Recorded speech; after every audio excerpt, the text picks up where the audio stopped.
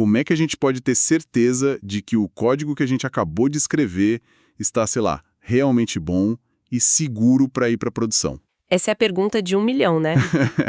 Pergunta que não quer calar. Hoje, com base em vários artigos e documentações, a gente vai mergulhar numa ferramenta que promete ser tipo um inspetor de qualidade automático do nosso código, o SonarQube. Isso. A nossa missão aqui é desvendar não só o que ele é, mas por que ele virou essa peça tão central para garantir a saúde do código nos projetos de hoje. E é uma missão importante, porque inspetor de qualidade é um bom termo, mas é um pouco limitado. Muita gente acha que o SonarQube é só um caçador de bugs. Certo. Mas a proposta real, o que faz dele algo tão poderoso, é criar um painel de saúde, um prontuário médico completo e contínuo do software. Gostei da ideia do prontuário. E para entender esse prontuário, a gente precisa primeiro separar os dois tipos de exames que existem. A análise dinâmica, que é quando a gente executa o código para ver o que acontece. E a estática. Exato. E a análise estática, que é como ler um raio-x do código, sem precisar rodar nada. O SonarQube é o mestre do raio-x, da análise estática. Ok, vamos abrir esse prontuário então. O material que a gente analisou deixa claro que o SonarQube não é uma coisa só, monolítica. Não mesmo. É uma plataforma com peças que trabalham juntas. A estrutura tem basicamente 3 componentes. O primeiro é o SonarQube Server. Esse seria o cérebro da operação, né? O cérebro, isso. A aplicação web onde a gente vê os dashboards, configura as regras, tudo. Certo, mas aí já me vem uma dúvida. O segundo componente é um banco de dados dedicado. Por que essa necessidade? Porque o cérebro, o server, não guarda esses dados ele mesmo. Excelente pergunta, vai direto no coração da arquitetura. A separação é crucial. Primeiro, por escalabilidade e performance. Analisar código gera, assim, uma quantidade gigante de dados. Imagino. Principalmente o histórico. Exato, o histórico. Usar um banco de dados profissional garante que a plataforma continue rápida mesmo com centenas de projetos e anos de análise. E o segundo ponto, talvez o mais importante, é justamente esse histórico. O filme da evolução. Perfeito. O valor não está só na foto do momento, mas no filme. A sua dívida técnica está subindo ou caindo. Manter isso em um banco de dados robusto garante essa perspectiva. Sem ele, você perde tudo. Faz todo sentido. Você não quer que o prontuário do paciente se perca a cada consulta. E o terceiro componente é o scanner. Um inspetor de campo. Isso. Se o server é o cérebro, o scanner é quem vai lá no código-fonte, seja na máquina do dev ou num pipeline, e faz a análise. Exatamente. E essa arquitetura distribuída é o que permite aquela visão global que as empresas amam. Você pode ter vários scanners rodando em paralelo, em projetos com tecnologias diferentes, Java, Python, JavaScript. E todos eles mandam os relatórios para um único server. Para um único server centralizado. É isso que permite um CTO, por exemplo, ter aquela visão de helicóptero e perguntar qual a saúde geral do meu portfólio de software hoje. Essa visão é poderosa, mas, para ela funcionar, o inspetor lá no chão, o scanner, precisa saber o que procurar. O que exatamente ele busca? Quais são os sintomas que ele identifica? Bom, a categoria mais óbvia são os bugs. Certo. Os bugs são o que a gente chama de problemas de confiabilidade. É código que, por uma análise lógica, está objetivamente errado. Tipo o quê? Me dá um exemplo prático. Um exemplo clássico é uma condição if que nunca pode ser verdadeira. Ou uma variável que é usada sem nunca ter sido inicializada. Isso daria um erro em tempo de execução. E o scanner consegue prever isso só lendo o código. Entendi.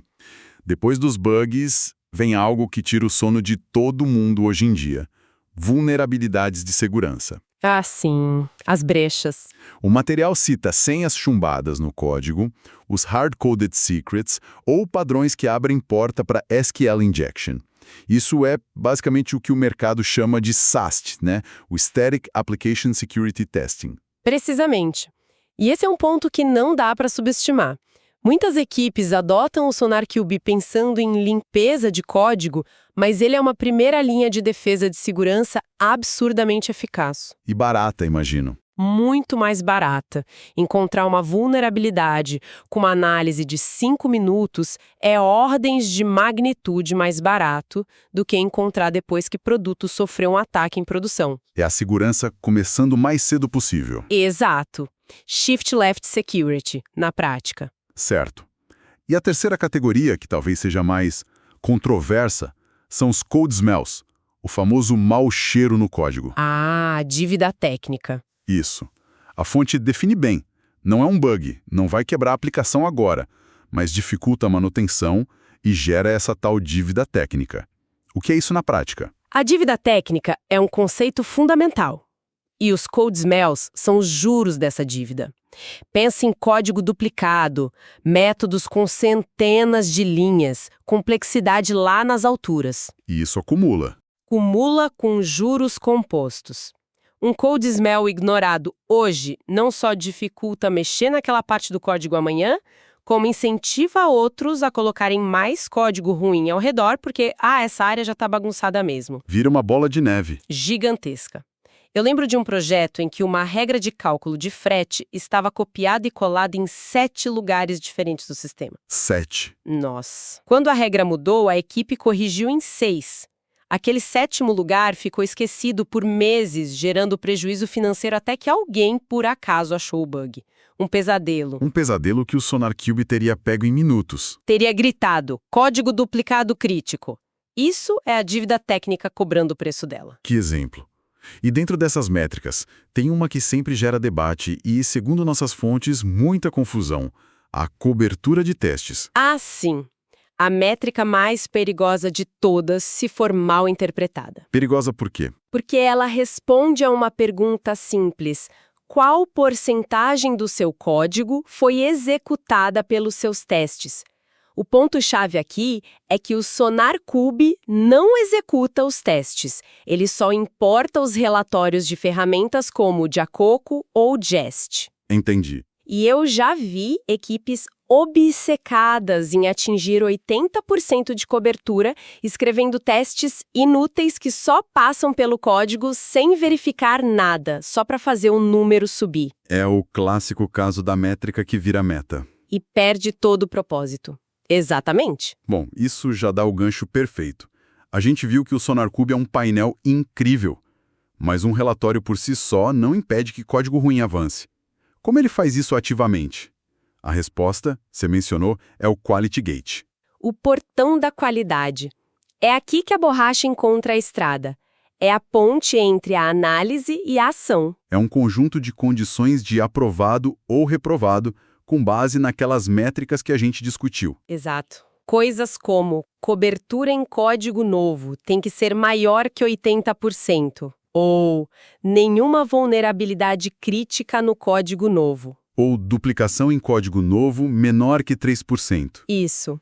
E o segredo está na integração disso com o pipeline de CI/CD, a esteira de automação. O fluxo é muito claro. Vamos detalhar esse fluxo. Primeiro, o pipeline é acionado. Alguém tenta integrar um código novo. Segundo, os testes rodam gerando aquele relatório de cobertura.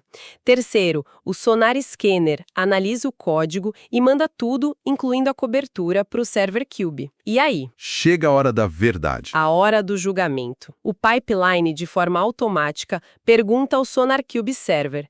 E aí, passou no Quality Gate? Se a resposta for reprovado, o pipeline falha. O build quebra. O build quebra. Acabou. Espera, o impacto disso é enorme. Não é mais uma recomendação no e-mail que alguém pode ignorar. A ferramenta literalmente bloqueia a integração do código. Muda tudo. A conversa deixa de ser, será que a gente deveria corrigir isso? E vira, a gente precisa corrigir isso para conseguir entregar. Isso leva àquela filosofia que a ferramenta promove, o Clean as you code. Exatamente. Limpe conforme você codifica. O foco não é consertar 10 anos de dívida de uma vez, o que seria inviável. A regra é, o código que está entrando hoje tem que ser bom. A melhoria se torna um processo gradual, gerenciável e automático. Fantástico. Agora vamos para um segmento útil. Derrubar alguns mitos. Aquelas pegadinhas de entrevista de emprego. Mito número 1. SonarQube é Dast, análise dinâmica porque lida com cobertura de testes. Falso. E é importante ser enfática aqui. O SonarQube é primariamente SAST, análise estática. Ele leu o código-fonte. Ponto. E a confusão da cobertura? É como dizer que o médico que lê seu exame de sangue foi quem tirou seu sangue. Não. O laboratório fez a coleta e a análise dinâmica. O médico é um consumidor daquela informação. O SonarQube é um médico, não um laboratório de testes. Ótima analogia. Mito número 2, que você já adiantou. Atingir 100% de cobertura de testes significa que meu software não tem bugs. Seria um sonho, mas é uma ilusão perigosa. 100% de cobertura só significa que os testes passaram por todas as linhas do código. Mas não que eles validaram a lógica corretamente. De forma alguma. Você pode ter um teste que cobre uma função de cálculo complexa, mas no final só verifica se o resultado não é nulo. A linha está coberta, mas a lógica não foi validada. Cobertura é alcance, não qualidade do teste. Claríssimo. E o terceiro mito que volta à arquitetura? Basta eu instalar o SonarQube Server para começar a analisar. Por que meus projetos não aparecem lá? Falso, de novo. Isso ignora o inspetor de campo. O Server é a base da NASA em Houston, cheia de telas, mas sem as sondas no campo, os scanners enviando dados. É só uma sala vazia mostrando sem sinal. Exatamente. Você precisa configurar e executar o scanner no seu projeto, no seu pipeline, para ele enviar a análise para o server. Sem scanner, não há análise. Perfeito. Então, para a gente amarrar tudo, a analogia médica que a gente foi construindo parece a melhor forma de entender isso. Vamos montá-la juntos? Vamos lá. O SonarQube Server é o médico especialista. Ele centraliza o histórico e dá o diagnóstico final. Certo. Perfeito. E o pipeline de CI/CD é o hospital, o laboratório, o lugar onde os exames são feitos de forma organizada. O que faz as ferramentas de teste, como o JUnit e Jacoco, os exames de sangue, análises dinâmicas, que precisam interagir com o paciente. Isso. E para completar, o Sonar Scanner é o exame de imagem, um raio-x. Uma tomografia. Exato.